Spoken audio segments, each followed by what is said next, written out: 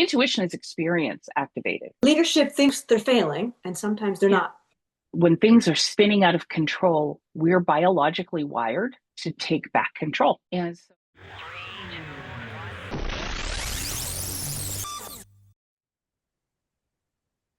so, Susan, you and I have had some pretty interesting conversations lately. Both of us have talked with leaders that they're looking at all the volatility and all the upheaval that's happened over the last year, and they're really taking the blame. They're internalizing the fault for what that's doing inside their business.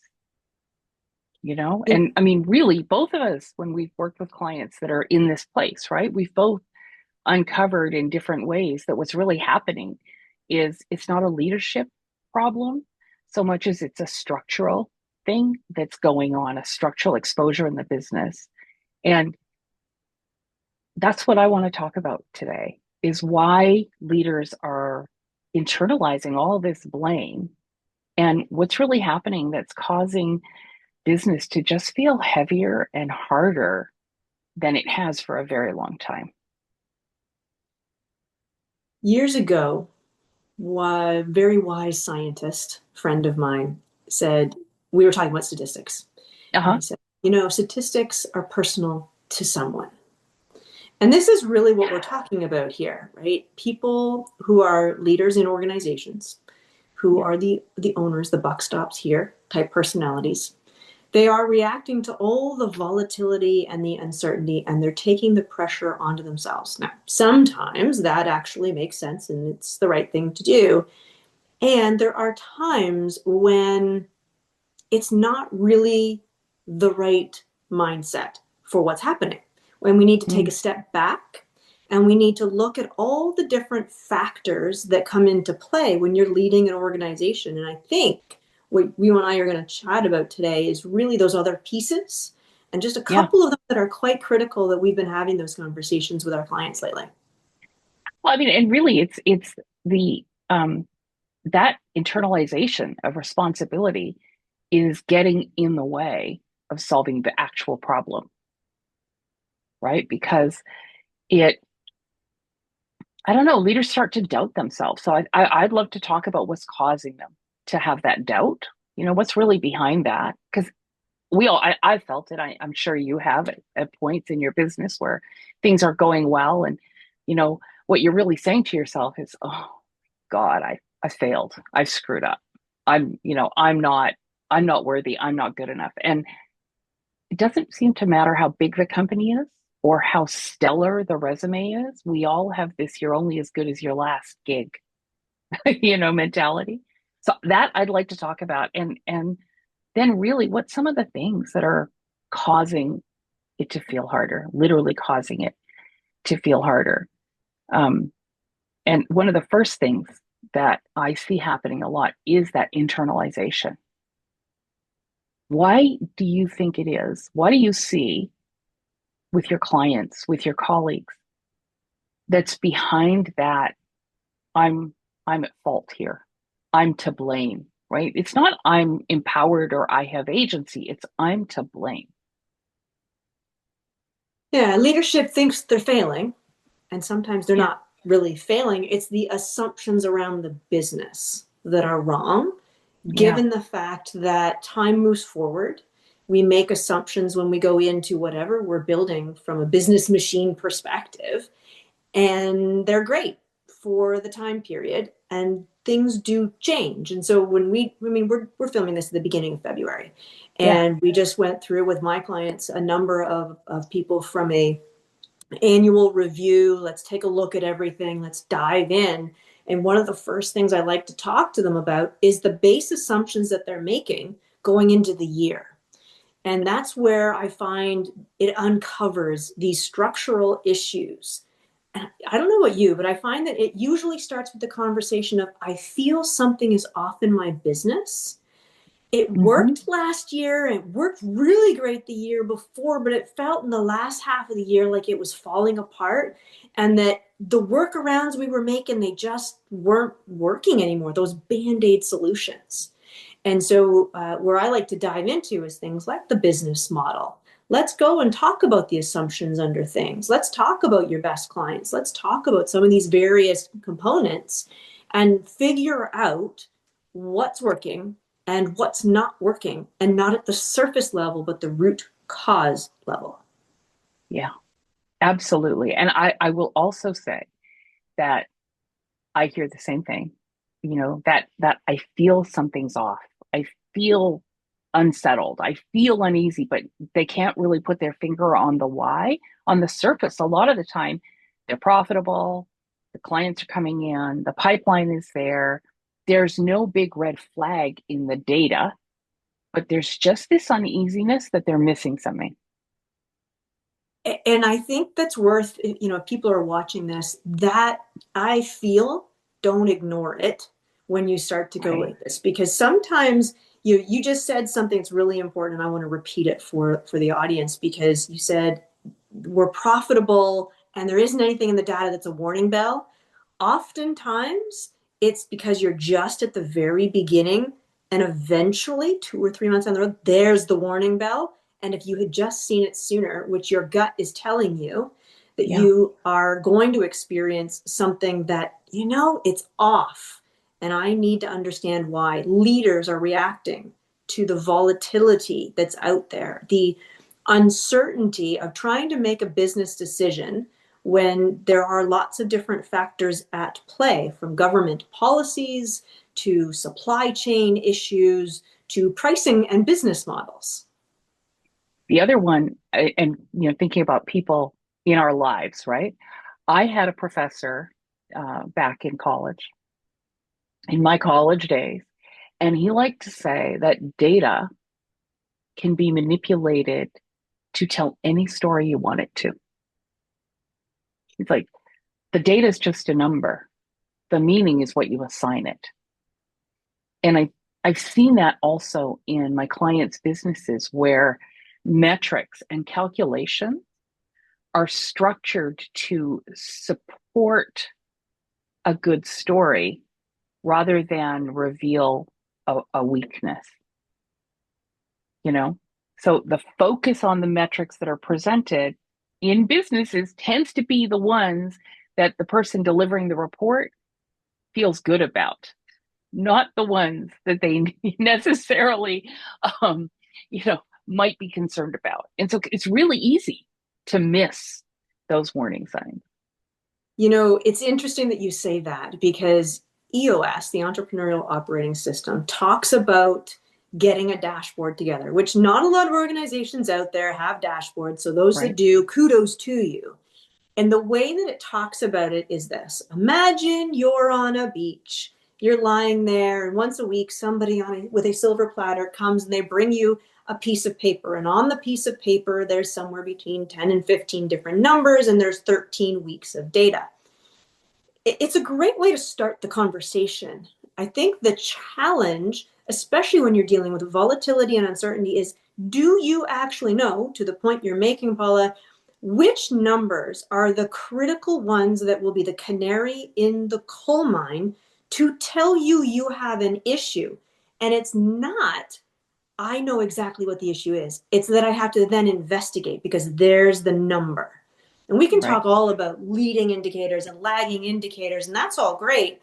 But at the end of the day, if your metrics are just something you look at and you go, meh, you're probably not chasing the right metrics and having them brought to you on a regular basis as a leader. Well, and it's almost impossible, I think, for a lot of companies to know what that number is because we haven't been taught to think causally. What's causing this to happen? I know I have driven clients insane sometimes because we'll go through their report and it'll be, well, this number is down. Here are 12 possible reasons why that might be the case. Let's work out which one is most likely. And that, I mean, 12 is an exaggeration, but there's usually, it could be one or two. It's probably a combination of them all. And so it's really important to look at the possible causes. And I mean, like, life is not a series of absolutes. Figure out your most educated guess, and that's where your intuition and Intuition is experience activated. That's what it is. It's not magic. It's experience activated through a shortcut. And so I think, that is definitely part of it. But I also think that the way that we educate leaders is a big cause of this internalization that happens, right? If you're smart enough, you're going to finish with a degree and you're going to have an amazing career. So if you don't get your degree for whatever reason, if you don't have the amazing career and fly up the flagpole quickly, you're not smart enough. If you work hard enough, you can solve any problem. There's always work for great people. So if I'm not working, I'm not great people. If I'm not moving forward, I'm not working hard enough. And so we've set up all of these little traps that leaders carry around on their shoulders. You never know till you're there just exactly how heavy that suitcase is that gets strapped to your back. But there's all of these little traps, right? That we're we're telling ourselves, and none of it is true. I know plenty of brilliant people who have taken 1 to 2 years to find their next job. I know plenty of really hardworking people who have not made their career goal on the timeline that they set, who have taken a detour. I know plenty of very successful business owners who didn't finish university. Like, these things that we tell ourselves are stories, but they're not reality. If I were better, this wouldn't be happening. That's really Yeah. what you're saying, Yeah. ultimately. And as a high performer, and a lot of people do a great job, they're trying to stabilize the Yeah. system. They're trying to stabilize the business. And when that disappears, when that stability is lost, Mm-hmm. their identity takes a hit. And it really can be very challenging for people to come back. Listen, Yeah. I've been, my story into entrepreneurship starts because the company that I was working for, the division, shut down. Yeah. I didn't have a say, an impact, an ability to affect change there. That wasn't the place that I sat at. And you're right. You sit there and you say, oh man, it wouldn't have taken me so long to get back to a full-time job or blah, blah, blah, whatever your thing is, if I had fill in the blank. So Yeah. therefore I must not be good. And that's not true. It takes time. And I think in these uncertain and volatile times, it takes even longer, which hurts even more. Well, and the funny piece that I find is what the result of that is actually what leads to the next pattern that I want to talk about, right? When things are spinning out of control, we're biologically wired to take back control. And so we've all been in situations. I mean, I've had clients call me up and they are upset and things aren't going the way they want them to. And immediately they start looking for first of all, somewhere to place the blame, to help kind of spread that around a little bit. And they look for what's breaking down and who can or should fix it. And so you'll get that call. And the call is the bloom is off the rose of an employee that they've been uh, exalting for 8 months now. But now they're looking closely at their results and saying, well, okay, they must be dilating in it. They must be like, there's something going on there. Or people aren't following the process. And I mean, this was mine. I was the EOS queen, the E-Myth. I read that. I soaked that up, just like loved it. My whole agency was run on an operating manual. And when something didn't go right, we went straight to the manual. Did you follow process? I bet you didn't follow this step. I bet you didn't. And it's true, right? Those things happened.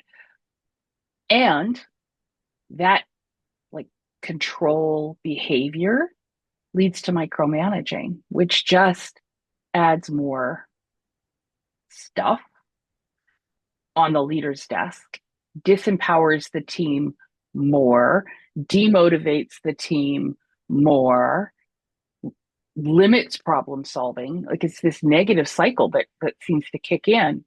Um, and as a leader, you're doing it, right?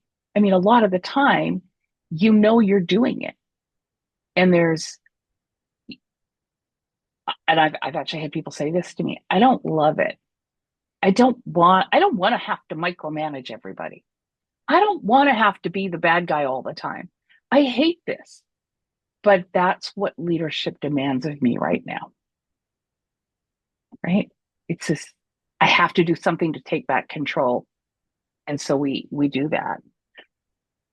You're really talking about the leader being the shock absorber for the challenges in the system. And it's really Mhm. when the business wasn't built to be resilient, it was maybe very functional when all of the macro factors were going their way.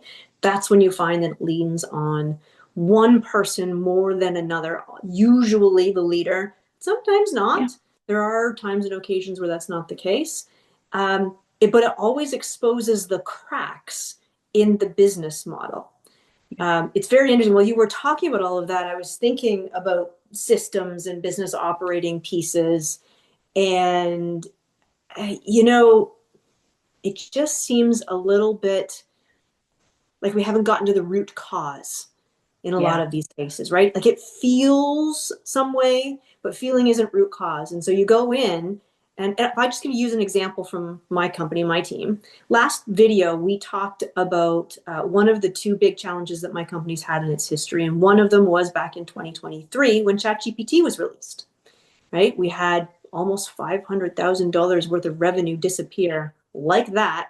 Thanks very much. And the cycles and circles that you go around, right? I did this, I did the thing. I'm the leader. Why is this Yeah. working? What am I blaming? Let's dive into the metrics. Let's try this. Yeah. I mean, it took months. That's how you and I met, right? It took months to figure out that it was, oh, people using AI instead of using the frameworks. Yeah. Oh, and it wasn't internal.